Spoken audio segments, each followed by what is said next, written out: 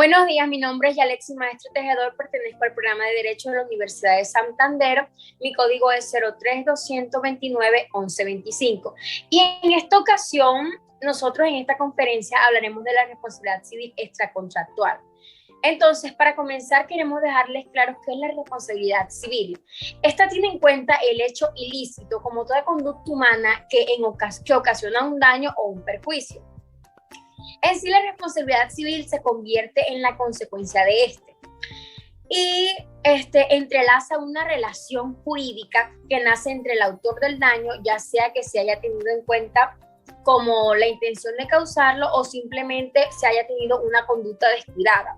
Así pues, la responsabilidad civil es aquella obligación de reparar el daño causado injustificadamente a un tercero, a una persona. Esta responsabilidad nos muestra unos escenarios regulados por la ley, porque en sí el Código Civil no consagra un capítulo en específico para la responsabilidad civil, pero podemos encontrar desarrollado en el artículo 1604, en donde se establece la responsabilidad frente a la culpa grave, leve o también levísima.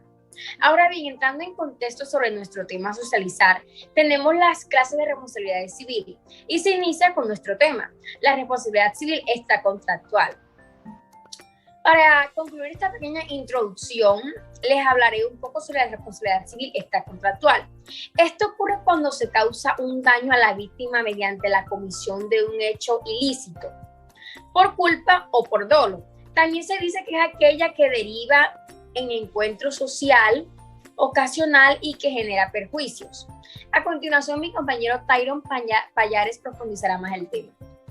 Buenos días, mi nombre es Tyron Payares, identificado con el Código Estudiantil 03-229-1082.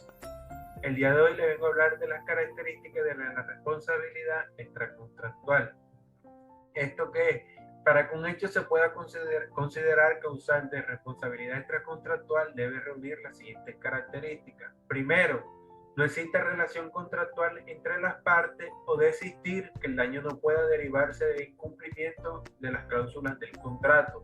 Segundo, la persona afectada es quien debe probar la responsabilidad civil del perjuicio. Tercero, el daño debe ser cierto, directo y personal para que exista el resarcimiento. Este se debe probar además de la relación de causalidad. Cuarto, originarse en una acción, omisión o negligencia del presunto responsable y producir un determinado daño. ¿Qué quiere decir esto? Que no constituya un delito. Quinto, la actuación del presunto responsable debe ser antijurídica. ¿Qué quiere decir esto? Que vaya en contra de las leyes o principios generales, como es el caso de no causar daño. Sexto, debe existir una relación de causalidad entre los daños y el culpable. El daño es cualquier mengua en el patrimonio o derecho de quien se sienta afectado, incluido el lucro cesante. Séptimo, muchas veces es difícil comprobar el nexo causal, ya que este se debe determinar si efectivamente la conducta o actividad fue la causante del daño, y también por la incertidumbre que siempre rodea estos casos. A continuación les vengo a hablar sobre los hechos que generan responsabilidad extracontractual.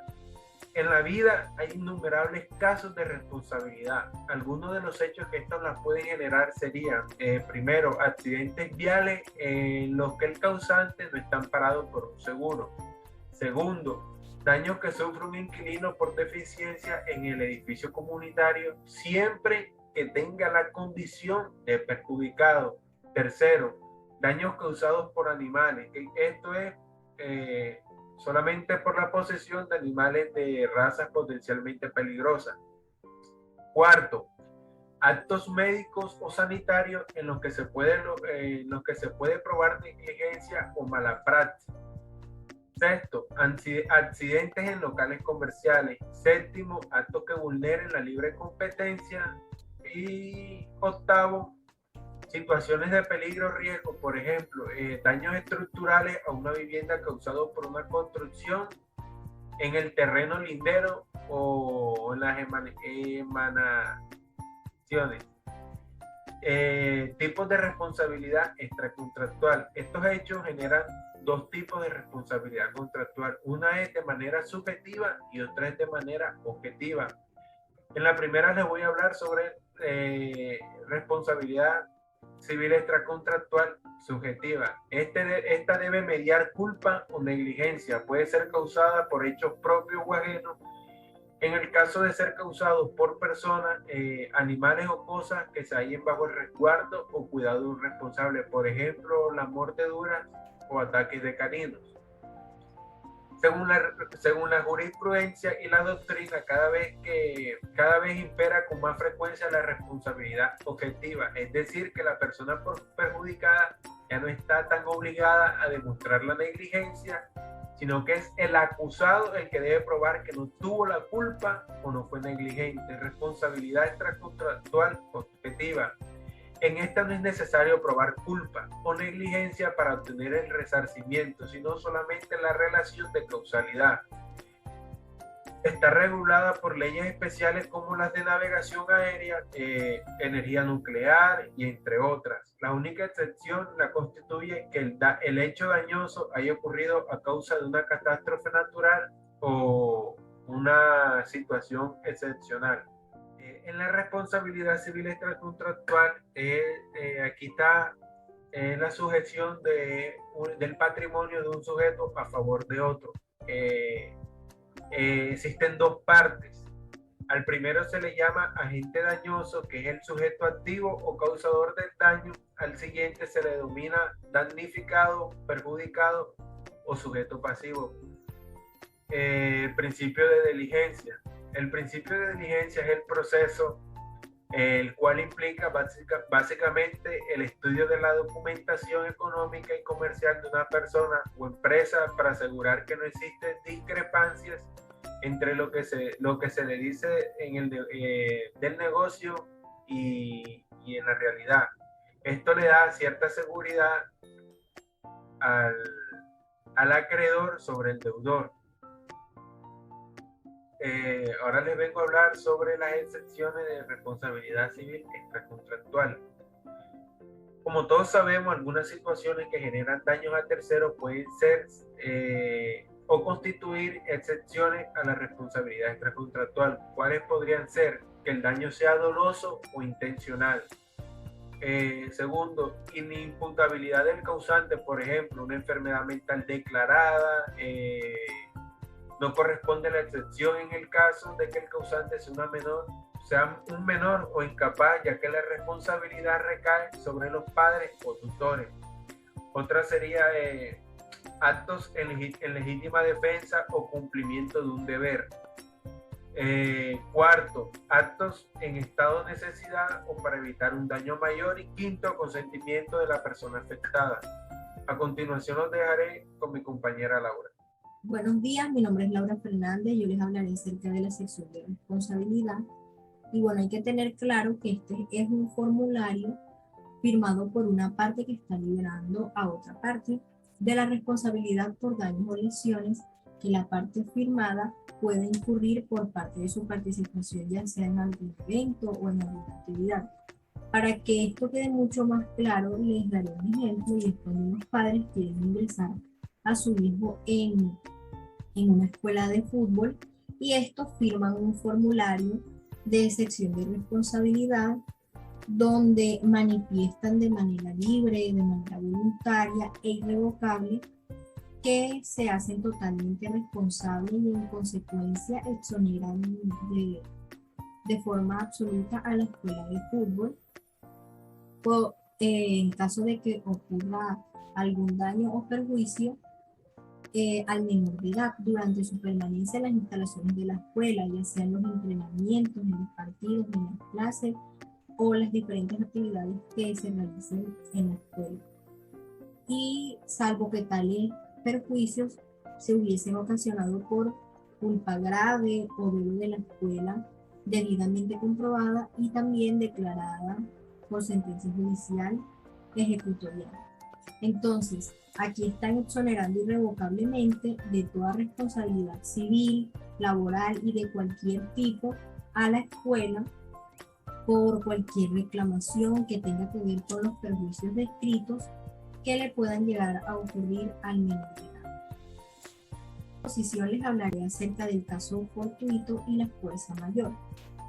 Para dejar esto mucho más claro, debemos saber que el caso fortuito es un acontecimiento en el que el deudor puede prever, pero no evitar, y es producido por la naturaleza. La fuerza mayor es un suceso que no se puede ni prever ni evitar y son producidos por el hombre. La culpabilidad aquí es determinante para la responsabilidad del agente causador del daño, pero al no existir hace que se exima de las consecuencias patrimoniales del daño. La fuerza mayor y el caso fortuito están definidos en el artículo primero de la Ley 95 de 1890, como está presente en la diapositiva, y nos dice de la siguiente forma: se llama fuerza mayor o caso fortuito el imprevisto a que no es posible resistir, como un naufragio, un terremoto, el apresamiento de enemigos, los autos de autoridad ejercidos por un funcionamiento público, etc. Entonces, les voy a dar un ejemplo y es terminar un contrato de arrendamiento por fuerza mayor o caso fortuito. La ley no considera la fuerza mayor o el caso fortuito como una causal para terminar el contrato de arrendamiento, ni mucho menos para dejar de pagar los cánones respectivos. Por lo anterior, al problema se debe abordar de otra manera, sin que tengamos una solución ideal y definitiva para el problema. Entonces, el caso fortuito de fuerza mayor como eximente de la responsabilidad por incumplimiento del contrato de arrendamiento. La fuerza mayor o caso fortuito no es una causal para terminar contratos, como lo dije anteriormente, pero sí se puede alegar como razón eximente de la responsabilidad que está derivada del cumplimiento de un contrato. Entonces, ante la presencia de un hecho constitutivo de fuerza mayor o caso fortuito, el arrendatario puede verse en la obligación de incumplir el contrato de arrendamiento, y este incumplimiento se puede ver de dos formas. La primera es terminar el contrato antes del tiempo acordado y la segunda es dejar de pagar los cánones de arrendamiento. Y una vez incumplido el contrato de arrendamiento, llegan unas consecuencias a ese incumplimiento, y estas consecuencias también se ven de dos formas. La primera es el pago de una indemnización o pena por terminar el contrato antes de tiempo, y la segunda es la terminación del contrato por no haber pagado el arrendamiento. Entonces, aquí la fuerza mayor y el caso fortuito pueden eximir al arrendatario de esas consecuencias, pero hay que dejar muy en claro que tal circunstancia eximente se alega en juicio. Esto quiere decir que es muy preciso que el arrendador demande al arrendatario, y en juicio el arrendatario como excepción la fuerza mayor o el caso fortuito. O sea, que proponga eso. Quien alega la fuerza mayor o caso fortuito debe también probar su existencia, y cada caso en particular es diferente, por lo que ya uno no puede dar una respuesta general válida para todos los casos. Lo que se puede ganar con la fuerza mayor o caso fortuito en el contrato de arrendamiento es que si con ello se desvirtúa la culpa de incumplimiento, la consecuencia del incumplimiento no se impone al que ha incumplido. Como ya dije anteriormente, el incumplimiento del contrato de arrendamiento por regla general tiene como consecuencia el pago de una indemnización o la terminación del contrato por parte del arrendador o se le corresponde. Y si el arrendador termina el contrato de arrendamiento anticipadamente, este tendrá que pagar la pena que se haya acordado en el contrato, y si el asunto se va a un juicio y se logra probar la fuerza mayor y el caso fortuito, el arrendatario se puede ya librar de pagar esa indemnización. Y si el arrendatario no termina el contrato de arrendamiento, pero deja de pagar los cánones, el arrendador puede terminar el contrato de arrendamiento por ese incumplimiento y el arrendatario puede negarse a desocupar ya sea el local y en el proceso de restitución del inmueble que inicie el arrendador, el arrendatario debe proponer como excepción la fuerza mayor del caso fortuito que, de probarse, puede frustrar el lanzamiento. Entonces, lo que no se consigue con la fuerza mayor en el caso fortuito es que el arrendatario se libere del pago del canon de arrendamiento. En cualquier escenario es posible que el arrendatario deba pagar el arrendamiento, porque se repite la fuerza mayor, libera de la responsabilidad que se puede derivar del incumplimiento, más no de la obligación de satisfacer el contrato principal. A continuación les hablaré acerca del nexo causal, y esta es la relación existente entre la acción determinante del daño o la omisión de la acción determinante del daño y el daño propiamente dicho. Les quiero decir una relación causa-efecto. Esta relación causa-efecto es la que nos permite establecer los hechos susceptibles de ser considerados determinantes del daño y cuál de esos hechos concretos es el que ocasionó el perjuicio tangible. Un ejemplo es si como consecuencia del mal estado de una alcantarilla yo me he caído al suelo cuando caminaba por la calle. El nexo causal es la relación entre la caída y la rotura del brazo con efectos de cubrir la responsabilidad civil general. Todo en ese tema es bastante importante hablar acerca de las teorías que fundamentan a la causalidad. El nexo de causalidad entre la conducta y daño es uno de los elementos de la responsabilidad subjetiva. Quiere decir el daño, o sea, en relación, el daño debe ser la consecuencia directa e inmediata de la conducta para los efectos del resarcimiento. Las teorías clásicas, hay 4, que son la equivalencia de las condiciones, y esta teoría supone que la ocurrencia de un fenómeno o consecuencia está precedido de varias causas, las cuales tienen el mismo valor en la producción del daño. También está la causa próxima, y esta se considera tal a aquella que temporalmente se halla más próxima al resultado por haberse asociado última a las restantes, y condena a resarcir las consecuencias que se manifiestan inmediatamente en el momento del hecho dañoso. También está la causa eficiente, y aquí sus partidarios discrepan en el criterio seleccionador. Entonces, por un lado, con afán cuantitativo, se considera eficiente a la condición que ha contribuido en mayor medida a la producción del resultado, la más eficaz o también la más activa. Y por último está la causa adecuada. Esta, en particular, parte de la distinción entre causa y simples condiciones. Entonces, no es causa cualquier condición del evento, sino aquella que en general es como idónea para determinarlo, de donde se consideran efectos o consecuencias del obrar de ese agente, los que estos verifican según el curso ordinario de la vida. La causa adecuada produce efectos típicos, la causa fortuita o causal efectos atípicos. Las directivas para la determinación de la causa adecuada varían de acuerdo al criterio que se seleccione.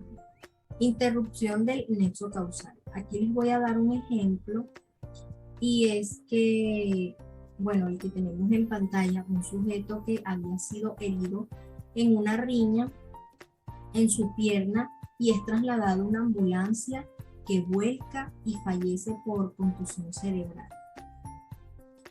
O también un sujeto que había sido herido por otro en un camino y lo había dejado abandonado, y fallece fulminado por un rayo.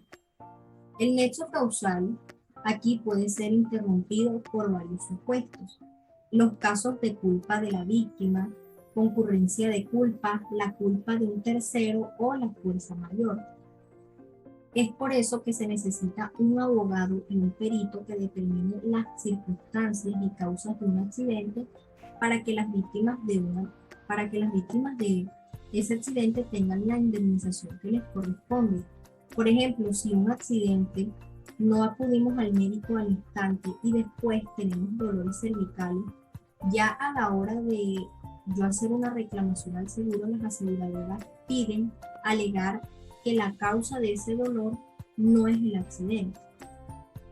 A continuación, los dejo con mi compañera Sofía. Buenos días, profesor y compañeros.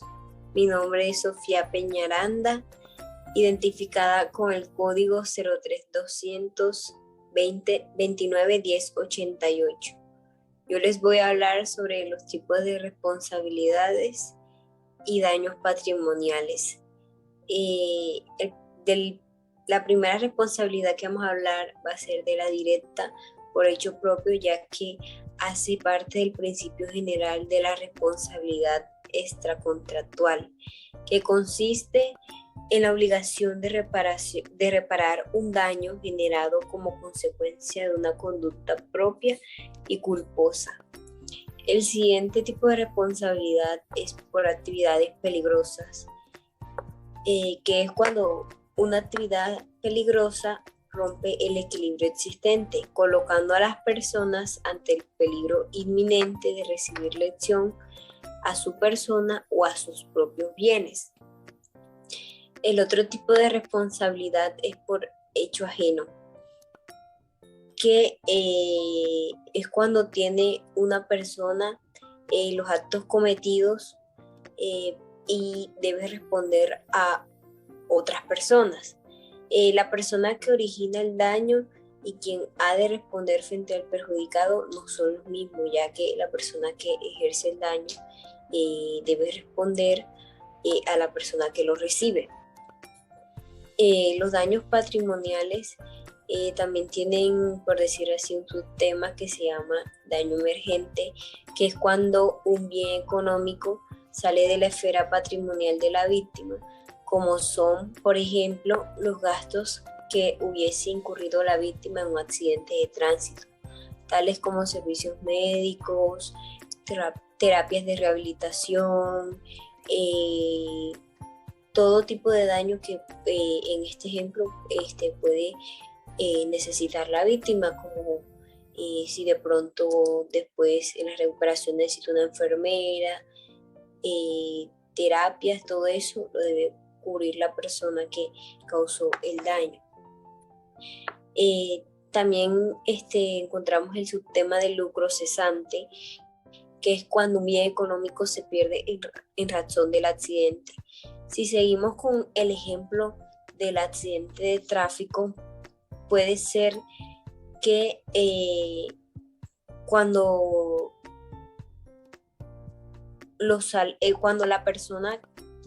la víctima deja de recibir salarios, ya que va a estar en un tiempo de incapacidad, pues hay empresas que siguen pagándole en caso de que algún trabajador sufra algún accidente o algo, pero hay otras que en medio de la incapacidad o son trabajadores que ganan por producción, pues dejan de pagarle. Entonces ya eso es un daño patrimonial lucro cesante, ya que es cuando la víctima deja de recibir salarios durante el tiempo de incapacidad. Y los daños extrapatrimoniales, que estos daños son como la tranquilidad, la buena imagen, la intimidad, sino que son daños personales que afectan directamente a la víctima de forma afectiva, como lo son la buena imagen, la tranquilidad, la libertad, la vida en la sociedad y otra cantidad de bienes. Ahora los dejo con mi compañera Yalitzi.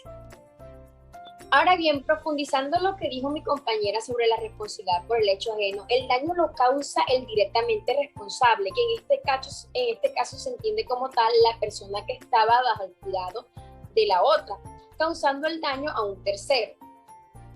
Entonces, ¿por quién debe responder el demandante el demandado como civilmente responsable. Tiene que ser la persona que tiene otra bajo su cuidado. En la responsabilidad civil por el hecho ajeno, propia en virtud de la cual una persona, o sea, la principal, se le ve obligada a reparar el daño causado por otra persona que es la dependiente, en el ejercicio o también con una ocasión de sus funciones. Cuando hablamos en sí del hecho de un tercero, es una modalidad de una causa extraña, el cual rompe el vínculo de causalidad entre el perjuicio sufrido y la modalidad de causa extraña. Y también entre la conducta del demandado, o sea que genera en sí una consecuencia, una sentencia que desestima de cualquier pretensión declaratoria del responsable, ya sea contractual o también extracontractual. Esta responsabilidad existe cuando hay un vínculo entre el autor material y el hecho y el que queda responsable, de tal manera que la ley puede presumir en sí por el daño. Y debe también atribuirse no al autor material, sino al descuidado o defecto de vigilancia de la otra persona, entendiendo así que se generaría, como su nombre lo indica, una responsabilidad indirecta o por el hecho de otro. Sin embargo, se ha sostenido por numerosas doctrinas que en el fondo se trata de la verdadera responsabilidad directa y del hecho propio. Esto nos lleva a los hechos de daños de la responsabilidad que están bajo el servicio de otra. El primero sería, como dijo mi compañera, los padres que son responsables de los daños de sus hijos menores de 15. El segundo sería los tutores por los daños de sus pupilos. El tercero, los daños de los establecimientos y empresas por sus dependientes. Y el último sería los jefes de colegios o escuela por los daños de sus discípulos menores de 15 años, puedo que se dirían los estudiantes. Entonces, yendo a la responsabilidad objetiva sin culpa, nos dice que esta institución jurídica, en virtud de la cual quien puede producir un daño antijurídico debe también repararlo. De esta manera, para que se configure este tipo de responsabilidad, debe existir un daño imputable o la actuación de una persona, sin importar que esta última haya sido culposa o dolosa. Esta responsabilidad tiene algunas características, que son la primera, que son atribuir al sujeto productor del daño una responsabilidad que se derive de una conducta o también de un comportamiento y haya sido un hecho realizado del daño. Se valora el daño y no la intención, o sea, se elimina el elemento de la culpa conocida como la teoría del riesgo. La responsabilidad civil extracontractual solidaria en sí es aquella que se obliga a cualquiera de los deudores a la satisfacción integral de la obligación. Se requiere que los acreedores no se deban confundir con la responsabilidad subsidiaria o mancomunada, o sea, que se configure regulada por el Código Civil, que se encuentre en sí regulada por el Código Civil. Entrando en tema en general, la responsabilidad civil extracontractual, esta no tiene origen en ningún contrato, es decir, entre la persona que causa el daño y el que lo sufrió no existe ningún contrato. Un ejemplo sería cuando usted estrella su automóvil contra la casa de su vecino. Le causa un daño a ese vecino con quien no tiene ningún contrato. Cuando surge la obligación de una indemnización a quien se le causa el daño sin que la responsabilidad por tal hecho se genere de incumplimiento de un contrato, estamos frente a la responsabilidad civil extracontractual. Otro ejemplo muy común sería los accidentes de tránsito, como el que acabo de decir, ya que en esto se generan muchísimos daños que no solo a los vehículos, sino también a las personas, y es obligación del responsable reconocer los perjuicios que causaron independientemente de la responsabilidad penal que ellos generen. Se puede solicitar la indemnización por perjuicio a toda persona que haya sufrido un daño en su patrimonio o en un derecho suyo. Es decir, que la indemnización no es exclusiva del dueño de la cosa sobre la cual se ha irrogado el daño, sino que de cualquiera que ejerce un derecho sobre ella. Por ejemplo, el usufructuario puede ejercer esta acción cuando la cosa o el objeto de derecho sufre daños. También tenemos que existen unos requisitos para que se configure la responsabilidad extracontractual. Para que exista la responsabilidad en sí, Lo primero es que debe existir un daño irrogado sobre una cosa, un derecho o una persona. Lo segundo sería la responsabilidad no debe desligarse de un contrato. Y el tercero y último sería la acusación del daño debe ser imputable a un sujeto o varios. Un ejemplo sería también ocasionado en un accidente de tránsito por los vehículos de una empresa de transporte público. Y debe entonces probarse en este accidente que el pasajero compró el tiquete para viajar en ese vehículo y que el conductor tuvo la culpa en el accidente por incumplimiento de las normas y tránsito. Como consecuencia del accidente, el pasajero sufrió una lesión. Entonces, ¿cuánto podría tardar un proceso de responsabilidad civil extracontractual? En sí no existe un término determinado, por cuanto toda demanda debe pasar por varias etapas del proceso que deben verse notificadas hasta que se tome una decisión por el juez. Una de las etapas consiste en la práctica de pruebas como los testimonios, los interrogatorios, solicitud de informes, también las autoridades que han conocido el accidente o daños, el llamamiento de las aseguradoras cuando en ello hay un lugar y además también los actos necesarios para que el juez pueda emitir su fallo. Estas procesales van siguiendo prácticas de acuerdo a las fechas para que se vea el establecimiento del juez y puedan llegar a ser demoradas conforme a la cantidad de trabajo que se hayan juzgado. En sí, el tiempo que se tiene para poner una demanda de responsabilidad civil extracontractual en Colombia es de 3 años. Y cuando se trata de un accidente de tránsito, cambia la prescripción de responsabilidad civil extracontractual. O sea, se cambia ya que en el caso de la responsabilidad extracontractual, el accidente de tránsito, la prescripción es de 10 años.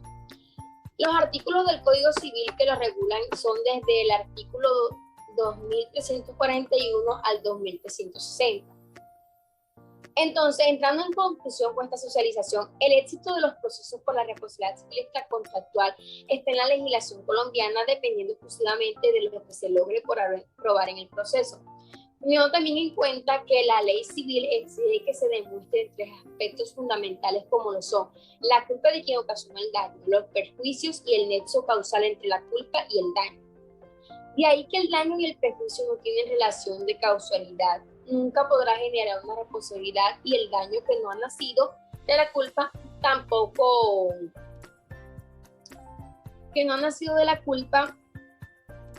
será generado por la responsabilidad. En este tipo de procesos el debate es exclusivamente probatorio, por cuanto aún en los casos en los que la culpa se presume, como el caso de los accidentes de tránsito, también la ley exige que las partes prueben la culpa y el daño de causalidad. Y con esto finalizamos la exposición. Espero les haya gustado. Gracias. Muchas gracias por su atención, profesores y estudiantes.